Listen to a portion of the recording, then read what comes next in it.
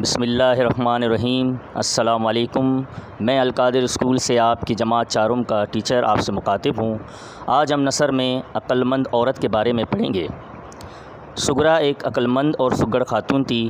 وہ ہر معاملے میں بڑے تاک جھانک کر قدم رکھتی تھی۔ اس کا خاوند بزار تھا۔ اس کا نام اکبر تھا۔ گھر سے کچھ مسافت پر اس کی دکان تھی۔ موسم گرما کا ذکر ہے۔ دوپہر اور چلچلاتی دھوپ میں ایک بڑھیا لاٹھی کے سہارے چلتی بھی آئی اور اکبر کی دکان پر بیٹھ گئی۔ اکبر نے اپنے ملازم سے بڑھیا کو پانی پلانے کے لیے کہا۔ بڑھیا وہاں بیٹھی رہی اور گاہکوں کی گفتگو سنتی رہی۔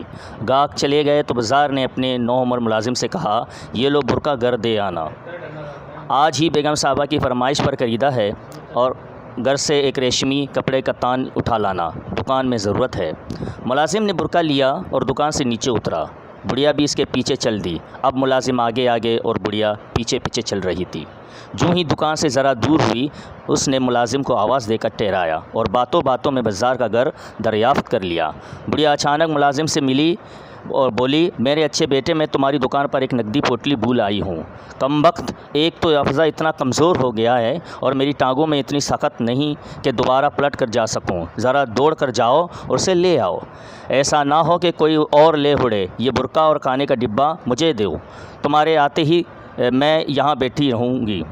بڑھیا ملازم کی باتوں میں ایسا آیا کہ اس نے برقع بڑھیا کو پکڑا لیا اور دکان کی طرف چل دیا۔ بڑھیا نے جیسے ہی اسے جاتے دیکھا تو جلدی جلدی قدم اٹھاتی ہوئی بازار کے گھر آ پہنچی۔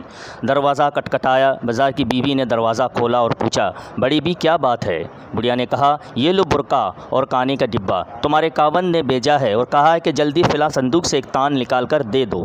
گاہک دکان پر بیٹھا انتظار کر رہا ہے۔ بازار کی بیوی نے برقع لے لیا اور کہا، تو جانے کون ہے؟ میں تجھے نہیں جانتی ہوں، میں تمہیں تان نہیں دوں گی۔ بڑھیا نے بہت سمجھایا کہ میں دکان سے آ رہی ہوں، ملازم آج چھٹی پر ہے، اس لیے مجھے آنا پڑا، مگر بازار کی بیوی ٹس سے مس نہ ہوئی۔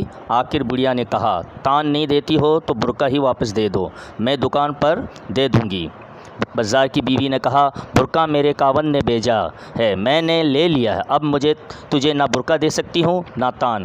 بڑھیا نے سوچا کہ یہ میرے فریب میں نہیں آئے گی۔ اس سے پہلے کہ ملازم بھی اس کے پیچھے آ جائے، وہ چپکے سے بھاگی اور پیچھے مڑ کر بھی نہ دیکھا۔ اب ہم آتے ہیں مشکل الفاظ کی طرف۔ سغرا، سگڑ، بازار، مسافت، تاک جھانک، چکنی چپڑی، حافظہ، دریافت، کم بخت، فلاں صندوق، کٹکھٹایا، برقع۔ الفاظ معنی: بازار کپڑے بیچنے والا، نقدی کی پوٹلی پیسوں کی تیلی، چکنی چپڑی باتیں چاپلوسی کی باتیں، حافظہ یاد رکھنے کی قوت، برقع پردہ، سگڑ سمجھدار، تان کپڑا۔ آج کے لیے اتنا ہی، اپنا خیال رکھیے گا۔ اللہ حافظ۔